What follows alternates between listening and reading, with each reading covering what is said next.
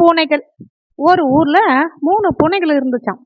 அவற்றுல 2 பூனைகள் வெள்ளை நிறமா இருந்தது. ஆனா ஒரு பூனை மட்டும் கருப்பு நிறத்துல இருந்தது. வெள்ளை பூனைகள்லாம் கருப்பு பூனைய ஏளனமா பார்த்துச்சாம்.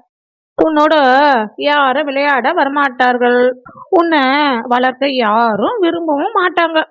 வெள்ளை பூனைகள்லாம் சொன்னதை கேட்டு கருப்பு பூனை சோகமா ஆயிடுச்சு. நிலவு நட்சத்திரங்கள்லாம் வெண்மையா இருக்குது, நான் மட்டும் என் கருப்பா இருக்கிறேன். அடுத்த நாள் என்ன ஆச்சுன்னா, ஒருவர் வந்து அந்த 2 வெள்ளை பூனைகளை மட்டும் தூக்கின்னு போயிட்டாரு. சிறுவனுக்கு கருப்பு பூனை ரொம்ப பிடிச்சு போயிடுச்சு. அவன் என்ன பண்ணான், அதை தூக்கி சென்றான். வெள்ளை பூனைகள்லாம் ரொம்ப திமிரோட நடந்து கொண்டானவன். வீட்டுல இருக்கிற துணிகள்லாம் கிழிச்சிடுதுங்க. சொந்தக்காரர் என்ன பண்ணாருன்னா, அந்த வெள்ளை பூனைகள்லாம் அடிச்சு விரட்டிட்டாரு. கருப்பு பூனையும் மகிழ்ச்சியோட இருந்துச்சான். துரத்தப்பட்ட வெள்ளை பூனைகள் எல்லாம் சந்திச்சது அந்த கருப்பு பூனை.